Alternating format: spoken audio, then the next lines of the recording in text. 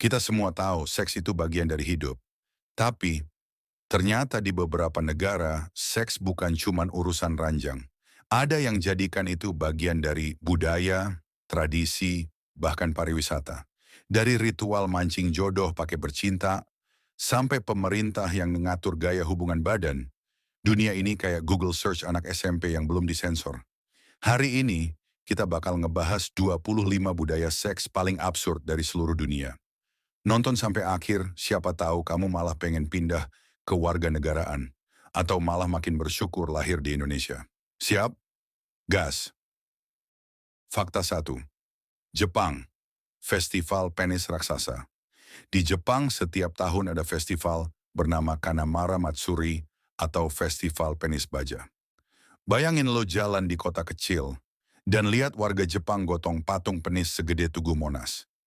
Tapi serius, festival ini beneran ada. Orang-orang datang, berdoa, dan beli permen atau balon bentuk. Ya, lo tau lah tujuannya. Untuk doa kesuburan, kelahiran sehat, dan bisnis yang lancar. Karena ya, di sana penis dianggap simbol kekuatan dan kesuburan. Tapi jujur, kayaknya ini satu-satunya tempat di dunia di mana lo bisa makan es krim bentuk anu dan gak dipelototin ibu-ibu. Fakta 2. Malawi, tradisi visi. Wajib berhubungan seks setelah menstruasi. Pertama, di beberapa desa di Malawi, Afrika, ada tradisi yang bikin kita geleng kepala. Ketika seorang gadis mengalami menstruasi pertama, dia diwajibkan tidur dengan pria dewasa yang disebut visi, sebagai tanda peralihan menuju dewasa. Iya, ini beneran praktik yang masih terjadi di beberapa daerah. Biasanya, pria visi ini dipilih khusus dan dibayar buat, ya, edukasi lapangan. Dan ini bukan cuma sekali, kadang dilakukan juga setelah menikah atau melahirkan. Untungnya, pemerintah Malawi sekarang udah gencar melarang praktik ini karena alasan HAM dan kesehatan. Tapi tetap aja, ini masuk daftar budaya seks paling nyeleneh di dunia. Fakta 3. Denmark. Seks bebas, sure ini nggak masalah, bahkan jadi daya tarik wisata. Kalau lo ke Denmark, lo bakal nemuin budaya seks yang terlalu bebas buat standar negara Asia. Anak remaja udah diajarin soal seks sejak SD, dan mereka boleh bawa pacar nginep di rumah orang tua. Yang lebih gila, di Denmark, turisme seks remaja pernah jadi isu besar. Turis-turis dari negara konservatif datang ke Denmark buat merasa bebas. Karena di sana seks itu kayak makan es krim, santai, biasa aja. Bahkan Denmark adalah negara pertama yang melegalkan film porno secara nasional di tahun 1969. Nggak heran kalau Netflix Denmark kadang lebih liar daripada yang lain. Fakta 4. Papua Nugini. Ritual sperma untuk jadi dewasa. Di beberapa suku pedalaman Papua Nugini, ada kepercayaan kuno. Anak laki-laki nggak bisa jadi pria dewasa sampai mereka menerima kekuatan laki-laki dari pria dewasa.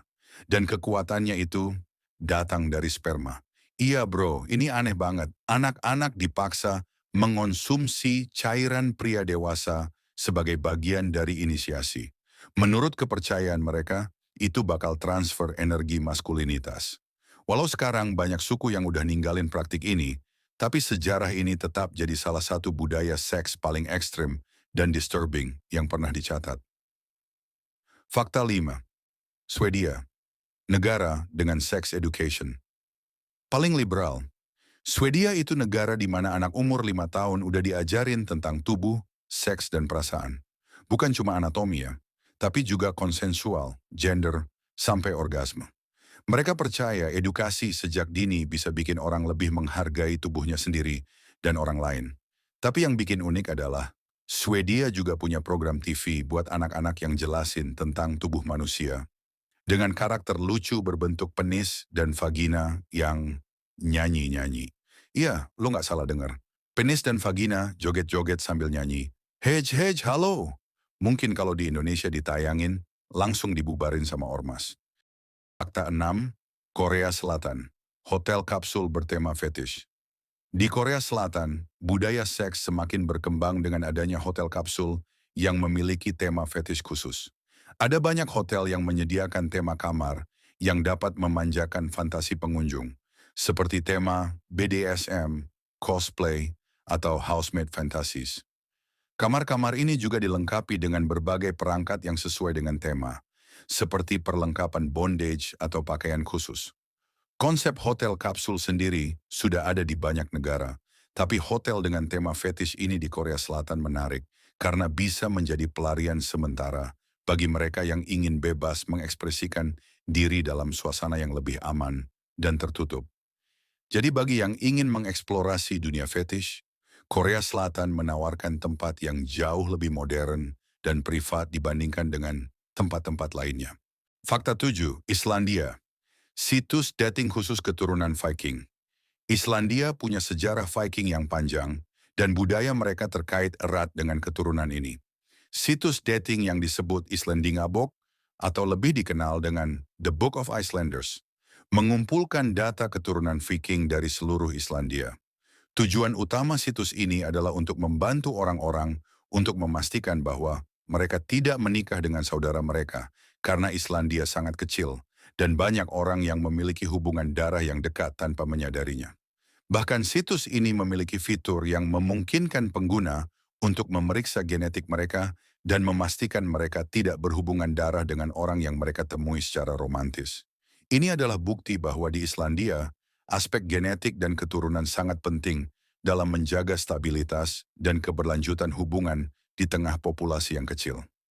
Fakta 8, Nigeria, pengantin harus dibuktikan keperawanannya. Di beberapa komunitas di Nigeria, ada tradisi yang mengharuskan pengantin perempuan untuk membuktikan keperawanannya dengan cara yang sangat kontroversial. Ini dilakukan dalam bentuk pemeriksaan fisik atau terkadang melalui ritual malam pertama yang harus dilakukan dengan cara tertentu untuk memastikan perempuan tersebut masih perawan. Tradisi ini seringkali menimbulkan kecemasan dan stres pada pengantin perempuan, terutama yang tidak pernah mendalami seks atau mereka yang belum siap dengan hubungan seksual. Meskipun banyak yang mengkritik praktik ini, beberapa daerah di Nigeria tetap melaksanakan tradisi tersebut sebagai bagian dari kepercayaan budaya dan adat istiadat. Fakta 9, Thailand. Pesta seks massal. Tahunan di Pattaya adalah salah satu kota paling terkenal di Thailand, yang dikenal dengan kehidupan malamnya yang bebas.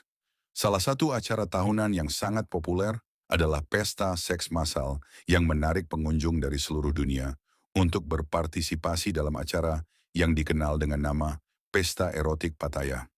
Selama acara ini, seks bebas menjadi hal yang sangat diterima, dan banyak peserta datang untuk mengeksplorasi hasrat mereka tanpa batasan. Di tengah kota yang terkenal dengan panti pijat dan klub malam, pesta besar ini menawarkan sebuah pengalaman seks bebas dalam konteks yang lebih besar dan lebih terbuka. Meskipun ada banyak kontroversi, acara ini tetap menjadi daya tarik wisata bagi mereka yang mencari pengalaman seks yang lebih bebas dan berani. Fakta 10, Brazil. Karnaval seks terbuka di jalanan. Selama karnaval tahunan di Brazil, ada tradisi di mana orang-orang berpakaian terbuka atau bahkan telanjang, menari di jalanan, dan bersosialisasi dengan orang asing dalam suasana yang sangat bebas seksual. Meskipun di luar negeri orang lebih mengenal Karnaval Rio dengan parade dan samba, ada beberapa kota di Brasil yang mengadakan karnaval seks terbuka di mana semua orang bebas berpakaian minim, berdansa, dan tidak jarang mereka berakhir dengan seks terbuka di tengah keramaian. Ini adalah salah satu tradisi yang sangat kontroversial dan tidak dipahami di negara-negara yang lebih konservatif. Karnaval ini menekankan kebebasan tubuh, kebebasan berekspresi, dan tentunya seksualitas tanpa rasa malu. Gimana? Seru banget kan? Klik tombol subscribe biar kamu nggak ketinggalan fakta menarik lainnya.